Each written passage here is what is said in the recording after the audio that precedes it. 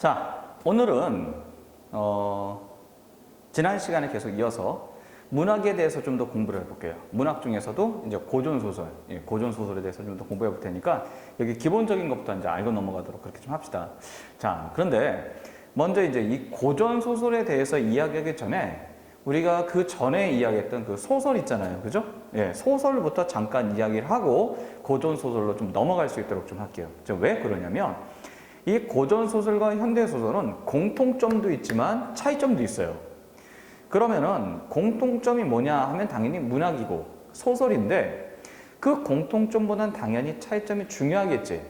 그래서 고전소설 선생님이 좀 이따가 이제 이야기할 것들 어떤 것들이 중요하다. 그럼 왜 중요하냐?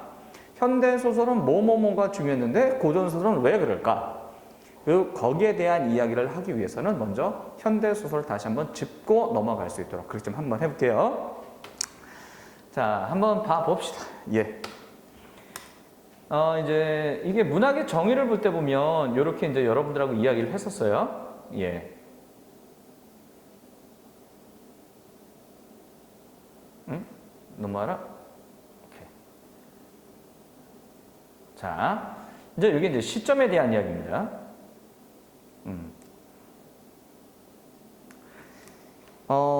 시점인데 그 시점은 서술자가 등장인물을 바라보는 위치다. 이렇게 이야기를 했었잖아요. 예. 그래서 1인칭과 3인칭이 있었고 3인칭은 이렇다라고 이야기했잖아요. 그죠? 예. 그런데 이 현대 소설에서는 이 4개가 다 튀어나올 수 있어요. 지금 이야기하려고는 고전 소설은 이 1인칭과 3인칭 중에서 3인칭이 상당히 많아요. 거의 대부분이다라고 생각해도 될 정도예요. 그리고 3인칭 중에서는 관찰자냐 전지적이냐라고 이야기할 때 2개의 요소가 다 있기는 해요. 하지만 뭐가 많다 그러면 이 전지적이 꽤 상당히 많이 있습니다. 그래서 학교 내신에서는 구분하라는 게 이거예요.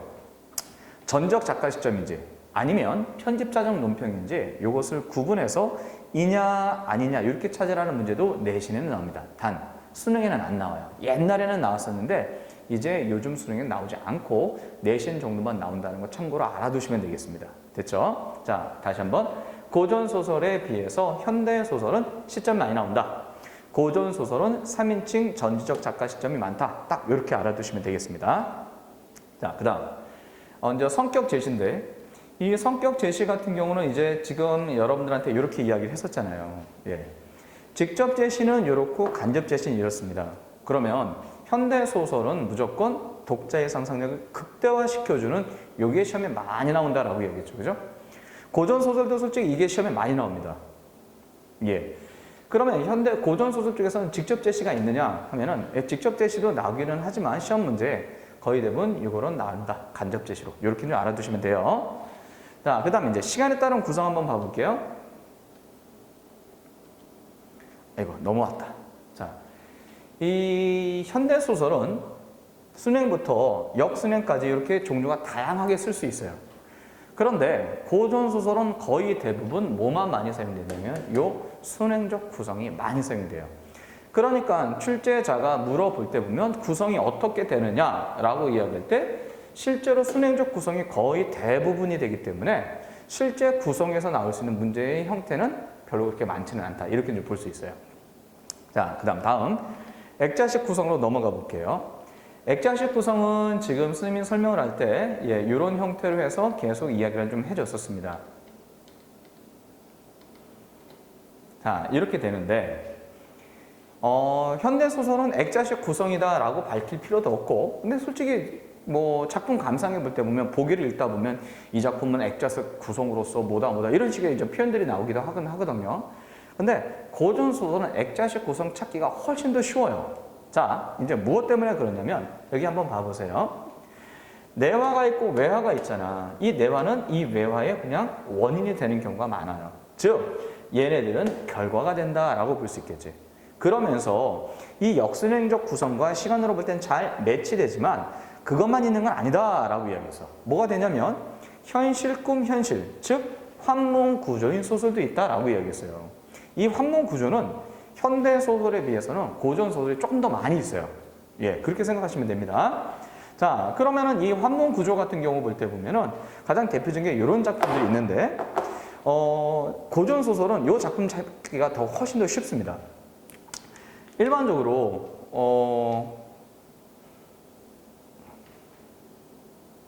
이 몽자 선생님 표시했잖아요, 그죠? 작품 제목에 몽자가 들어가면 거의 대부분 환문 구조가 많아요. 예. 그러다 보니까 굳이 뭐 신경 쓸 필요가 없어요. 고전 소설은 훨씬 더 찾기가 쉽다. 이렇게 이제 볼 수 있겠다 이 소리입니다. 자, 그리고 또 이거는 뭐 큰 차이가 없고요. 계속 이제 넘어가 볼게요. 예. 자, 그럼 이제 여기까지 됐는데 지금 선생님이 좀 이야기했던 것들을 좀 정리를 한번 해볼게요. 지금 이제 어떤 것들이 있냐면 프로젝터 좀 끄는 중이니까요. 예, 잠깐만 기다리세요. 예. 현대소설과 이제 고전소설의 차이점 한번 잠깐 이야기해 볼게요. 제일 첫 번째, 시점이다. 그 다음에 성격 제시다. 그 다음에 구성이다. 그렇죠? 예. 구성에는 제일 첫 번째 무슨 구성이 있냐면은 뭐가 있다? 시간에 따른 구성과 그다음 두 번째 액자식 구성 이렇게 두 개가 있다. 이렇게 이제 보시면 돼요.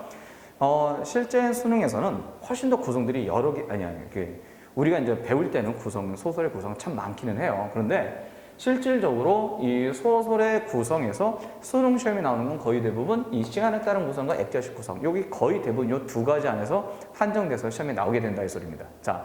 그러면 일단 현대소설과 고전소설의 그 하나씩 차이점을 보면은 고전소설과 현대소설, 고전소설은 3인칭 전지적 작가 시점만 거의 대부분이 많다. 그다음 현대소설은 다양하게 다 나온다. 성격 제시는 직접 제시하고 간접 제시. 여기도 직접 제시, 간접 제시 다 있다. 그다음 시간에 따른 구성은 현대소설은 다양하다. 고전소설은 거의 대부분 다 순행적 구성이 많다. 이렇게 보시면 돼요. 그 다음 여기 액자식 구성도 다양한 형태로 사용이 된다. 그리고 고전소설에서 액자식 구성일 때는 작품 제목에서 몽자를 써주게 된다. 이게 가장 큰 차이점 이렇게 이제 볼 수 있습니다. 자, 그럼 잘 봐보세요. 여기에서 현대소설은 다양하게 나오다 보니까 이런 형식적인, 즉 소설, 서술상의 특징을 물어보는 문제가 다양하게 나올 수 있다는 소리가 되는 거야. 자, 그런데 비해서 고전소설 같은 경우는 거의 대부분 다 결정돼 있어요. 그러다 보니까 작품의 형식을 물어보는 문제들은 그렇게 많지 않다 이 소리가 되는 거야. 즉, 형식에 대해서 문제가 제한되다 보니까 결국 작품의 무엇에 대해서 많이 물어볼 수밖에 없냐면 요 내용에 대해서 많이 물어볼 수밖에 없다 이 소리입니다. 그래서 고전소설을 공부할 때는 형식은 굳이 신경 쓸 필요는 없겠고 요 내용 중심으로 공부하면 내신도 마찬가지고 수능도 마찬가지고 훨씬 더 공부할 때 도움이 많이 될 수 있다 이 소리입니다. 여기까지 이해됐죠? 예. 그러면 이제 요걸 지워보고 한번 이제 프로젝터를 켜서 고전소설의 그 내용에 대해서 좀 직접적으로 한 번씩 다 다뤄볼 수 있도록 좀 해볼게요.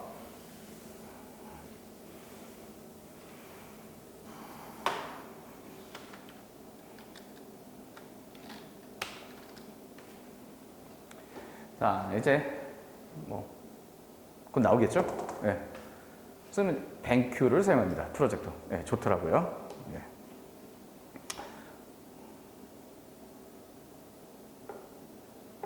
예. 이제 슬슬 이제 나오겠죠? 진해질 겁니다.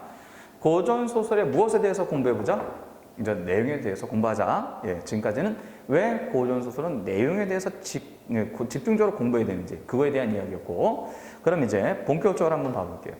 여러분들 프린트 준 것은 제일 첫 번째 고전 소설에서 첫 번째 영웅 군담 소설, 두 번째 염정 소설 이렇게 이야기됐죠. 자, 그러면은 왜 영웅 군담 소설과 염정 소설이 맞냐면 우리가 소설보다는 잠깐 이제 영화 얘기를 잠깐 좀 해볼게요. 영화 흥행이 많이 되는 거, 돈 많이 버는 거, 또 재밌던 것들은 거의 대부분 특징이 뭐냐면 첫 번째 액션 영화, 두 번째 멜로 영화 이렇게 되죠. 사랑을 다룬 이야기. 그리고 또 뭐 이 두 개가 짬뽕되어 있는 그런 경우도 있잖아요. 뭐 어벤져스 볼 때 보면은 뭐 영웅들의 이야기 막 날아갔다 싸우고 팍팍팍팍 치고 막 그렇게 되는데 제일 마지막에 보면 또 남녀의 사랑 이야기, 부부 간의 사랑 이야기, 가족의 이런 것들도 다루고 있잖아요. 그죠? 예. 이런 식으로 고전 소설도 마찬가지 그렇다 이 소리입니다. 자, 이 조선 시대를 생각해 보면 조선조 후기에 우리나라 소설이 막 꽃피었는데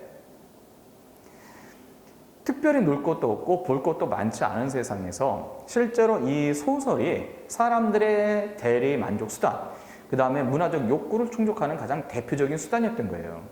그러면 현실적으로 인간이 할 수 없는 것들을 막 날아다니고 도술도 부리고 뭐하고 그런 이런 영웅적인 이야기, 액션 영화 이런 종류가 제일 많다 이 소리가 되는 거예요. 그리고 두 번째로 볼 때 보면 자, 남녀의 사랑 이야기는 뭐 동양이고 서양이고 나이가 많고 적을 떠나서 가장 인간의 본능적인 이야기들이잖아요. 그러니까 이 두 가지 요소들이 시험에 제일 많이 나올 수밖에 없다. 왜냐하면 그만큼 많이 창작됐으니까 이렇게 알아두시면 되겠다 했습니다. 자, 그럼 이제 제일 첫 번째 나온 영웅 군담 소설에 대해서 한번 봐볼게요. 보통 영웅들은 잘 싸워요. 어느 정도로 잘 싸우냐 하면 뭐 위기도 처하긴 하지만 잘 싸웁니다. 여기에서 학교 내신에서는 영웅의 뭐 요소 뭐 몇 가지 뭐 무슨 탄생 뭐 고난 역경을 받고 그 다음에 이겨내고 뭐하고 뭐 그런 것들이 있어요. 영웅의 일대기 그런 것들을 배우게 되는데 그 내신에서 일단 작품들 나올 때 그때 선생님 해주기로 하겠고 그럼 이제 영웅 군담 소설부터 좀 먼저 이야기해 볼게요. 영웅 군담 소설부터 보면 거의 대부분이 딱 요 세 가지 이야기에서 거의 되면 다 잡혀버립니다. 뭐 잘 싸운다 못 싸운다 일단 떠나서 뭐 일단 그 첫 번째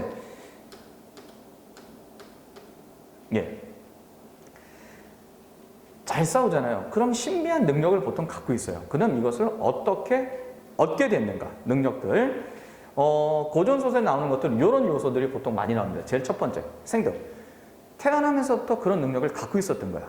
정말 진짜 최고죠. 그죠? 뭐 누구는 뭐 금수저를 물고 태어났다, 뭐 흑수저를 물고 태어났다, 막 이렇게 이야기했잖아요. 근데 고전 소설에서 영웅 군담에선 태어나면서부터 신비한 능력을 갖고 태어나는 그런 인물들이 있다 했습니다. 최고죠. 두 번째, 스승을 통해서 얻게 됩니다. 스승. 그러면은 보통 사람이면 이 제자 아이를 특별한 능력을 키운다면 한계가 있겠지. 왜냐하면 자기도 한계인데 어떻게 제자를 자기 이상 그렇게 키울 수 있겠어요. 그래서 보통 높은 법력을 가지고 있는 스님, 고승이라든가 또는 도사 또는 신선들에 의해서 보통 교육을 받고 그래서 거기서 훈육을 받아서 높은 또는 능력 이런 식으로 바뀌게 된다 이 소리입니다. 예, 그렇게 이제 봐주시면 되겠습니다. 그다음 이제 책을 통해서 신비한 능력을 얻게도 됩니다. 그럼 신비한 능력이다 그러면은 일본 책을 통해서 얻는다 그러면 일반적인 인간의 세계의 책이다 그러면 뭔가 좀 한계가 있겠죠. 예, 그래서 그 책은 하늘에서 내주신 책이다 그래서 천서 이렇게 나옵니다. 천서를 통해서 뛰어난 인물이 이거구나. 이거니까 이렇게 될 수 있겠구나 해가지고 그런 내용들이 나오는 경우가 상당히 많이 있더라 했습니다. 예. 그다음 또 한 가지 스스로 이 홍길동이 같은 경우가 뭐 가장 대표적이겠는데요. 워낙 능력이 좋으니까 뭐 하니까 뭐 하고 해서 태어나면서도 막 무엇인가를 하나를 들면 열을 알고 뭐 스물 알고 이렇게 깨우쳐가는 그런 출중한 인물들이 있다 했습니다. 예, 그런 인물들은 스스로 깨우게 돼요. 자, 그리고 이제 두 번째 신비한 능력을 획득했으면 이제 발휘해야 되겠죠. 즉 발이라는 것은 엄청 잘 싸운다 이런 소리입니다. 그죠? 뭐 킥도 날리고 뭐하고 막 이렇게 잘 싸우는 거야. 도술도 부리고 뭐 피리를 불면 뭐가 되고 뭐 이런 식의 이야기들이 꽤 많이 나오게 된다 이 소리입니다. 그러면 신비한 능력을 발휘한다. 즉 잘 싸운다라고 할 때 현실적으로 정말 잘 싸우는지 아니면 비현실적인 즉 도술이라든가 이런 것들을 사용해서 잘 싸우는지 이렇게 파악을 해 주셔야 돼요. 자, 그러고 이 비현실적이라 그럴 때는 요 이제 전기적 이런 표현을 사용합니다. 우리 고전 소설에서 이 전기가 보통 두 가지가 나오는데 하나는 이거 잘 보여요? 이거 하나는 기록할 기, 위에 건 기할 기 이렇게 됩니다. 그래서 요 기할 기자를 사용하면은 도술이다 이렇게 이제 생각하시면 돼요. 예. 그리고 여기서 이제 우리가 신경 써서 알아둬야 될 게 이제 어떤 게 있냐면 이제 자 들어보세요. 능력을 발휘하는 것은 말로 할까요? 아니면 행동으로 할까야 될까요? 예. 잘 싸운다는 것은 말로 볼 때 보면 나는 너를 때린다, 너는 나의 목을 뭐 한다, 뭐다. 말로 하지 않잖아요. 거의 대부분 행동을 글자, 텍스트 형태로 바꿔줬을 것이다 예술입니다. 그렇죠? 예. 그러면 소설에서의 서술 형태는 딱 두 개밖에는 없어요. 하나는 대사, 두 번째 서술이 되겠지. 그래서 이 신비한 능력 발휘하는 것은 거의 대부분 뭘로 나오게 되냐면 서술 나오게 됩니다. 요걸 좀 알아두셔야 돼요. 그 다음, 이제 여기서 이제 후일담 이렇게 했는데, 이 담이다 그러니까 이게 이제 말씀이에요. 말. 즉, 대사가 되겠죠. 예. 대사 형태로 이제 나오게 됩니다. 뭐 후일담이 아니라 그냥 지나가는 여러 가지 이야기들을 뭐 대사로 해서 푸는 그런 경우도 꽤 많이 있습니다. 일단 여기서 선생님이 정리해 준 것은 과거에 있었던 사건을 현재 이야기해 주는 거예요. 그동안 어떻게 됐고, 뭐 됐고, 이렇게 정리되는 것들. 예. 그래서 이 고전 소설에서의 볼 때 보면은 본문 내용은 첫 번째 능력 획득, 능력 발휘, 후일담 이런 식이 됩니다. 그럼 이 능력 획득 같은 경우는 고등학교 1학년 정도까지 또는 뭐 2학년 1학기 정도의 내신 또는 모의고사 때 여기 많이 나와요. 그런데 수능 수준의 문제들을 보면은 어떻게 잘 싸우는지, 왜 잘 싸우는지, 그것까지 사연이 뭔지, 어떤 일들이 있었는지 이런 거를 파악하라는 게 상당히 많이 나오더라 해설입니다. 자, 그리고 여기서 우리가 또 중요한 게 있어요. 이게 뭐냐면 고전 소설 중에 영분담 소설은 작품 제목에 주인공 이름이 들어가요. 그래서 뭐뭐전, 선생님 볼 때 보면 병선전, 그 다음에 홍길동 전, 전우치 전, 뭐 이렇게 되죠. 그래서 남자 이름 플러스 전 하면 대체로 영분담 소설이다. 이렇게 알아두시면 돼요. 자, 그리고 예외가 있어요. 홍계월전, 홍계월. 자, 남자 이름 같아요, 여자 이름 같아요? 뭐 남자 이름이다 라고도 이야기할 수 있는 친구도 있을 수 있겠지만 예외적으로 이제 여자 이름이 될 확률이 높겠죠. 그래서 전, 그 다음에 박시전. 이런 두 개의 소설 같은 경우는 여자가 주인공이지만 작품 딱 내용을 읽다 보면은 영분담 소설이에요. 이 홍계월전을 읽어본 학생들 있을 수 있겠는데 홍계월전은 정말 진짜 여자가 쌀벌하게 잘 써요. 그리고 자신의 남편의 첩, 걔가 좀 나대요. 그러니까 당장 잡아다나 목 쳐버리고 아주 그냥 엄청나게 적극적이고 조선시대에 있던 그런 여인상의 모습은 아닌 좀 남다른 모습으로 되어 있다. 이렇게 생각하시면 되겠습니다. 박시전은 보통 중학교 때나 또는 어릴 때 이제 소설로 보통 많이 읽게 되니까 여기에 대해서는 굳이 설명하지 않겠습니다. 자, 첫 번째 영분담 소설에 대해서 설명했습니다. 다음 넘어가 볼게요. 얘가 왜 안 넘어가나? 자, 됐습니다.